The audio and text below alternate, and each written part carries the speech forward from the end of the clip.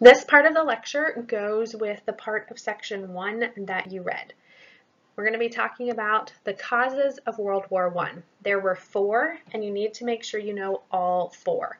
The first one is militarism.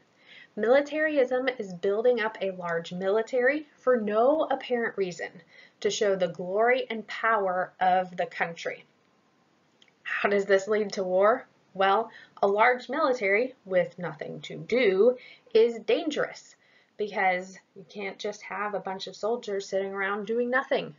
The person in charge of the country is most likely going to want to use their military to do something. The next cause for World War I was imperialism. Imperialism is basically trying to get colonies. Each country was trying to build their empire.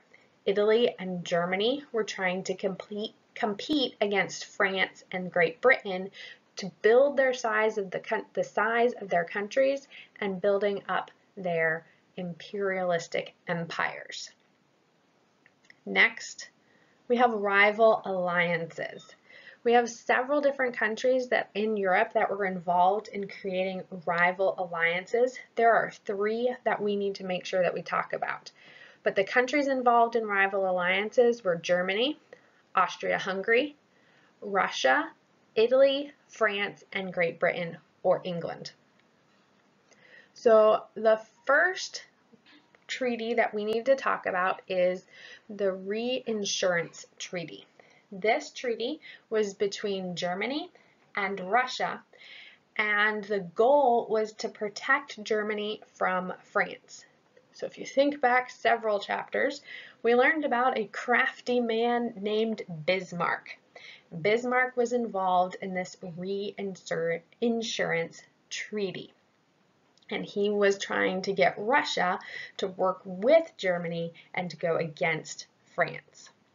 So that's the first treaty you need to make sure you need to know. Then King Wilhelm II got rid of Bismarck and the Reinsurance Treaty. And immediately France allied with Russia instead of Germany. And because of that, Germany started to build up its navy. At this point in history, the country with the largest navy in the world was Great Britain. So they started to feel threatened when Germany started to build up their navy. And so in response to that, Britain made its treaty, the Entente Cordiale between Britain and France. So because Germany was building up its navy, Britain made an alliance with France. And then in 1907, there was one more treaty that was made, and that is the Triple Entente. Triple because it's 3 countries. Russia, Britain, and France joined together to create the Triple Entente.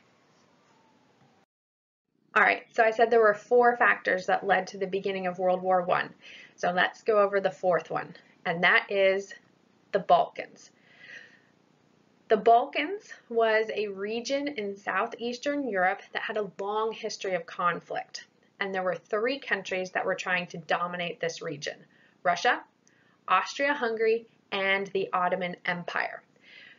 The part of the world where the Balkans is located today is now the countries of Serbia, Bosnia, Montenegro, Kosovo, Macedonia, and Albania.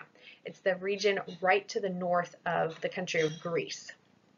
So the spark that started World War I was on June 28, 1914, a Bosnian radical who lived in Serbia, both of these are Baltic countries, assassinated Archduke Francis Ferdinand, who was the heir to the throne of Austria-Hungary. So he was the next leader of Austria-Hungary.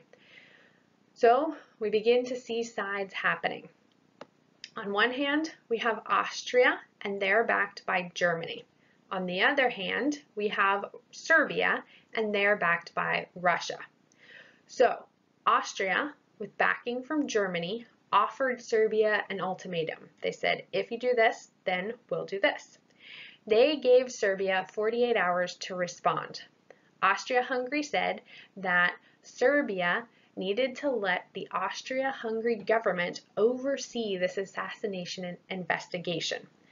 Serbia would have to stop all anti-Austria propaganda, which we'll be talking about propaganda with our discussion question later on this week. Serbia would have to suppress all Austria propaganda, get rid of all terrorist groups in Serbia, because Austria believed that the terrorist group, the Black Hand, had helped the person who killed the Archduke. Serbia actually agreed to all of the terms except for allowing Austria to be involved in the investigation. So because of that, Austria broke off diplomatic ties with Serbia and declared war. Now remember, who's on Austria's side? Germany. Who's on Serbia's side? Russia. It's almost like Germany and Russia were puppets controlling the countries of Austria and Serbia. So 3 countries joined together to create the Central Powers.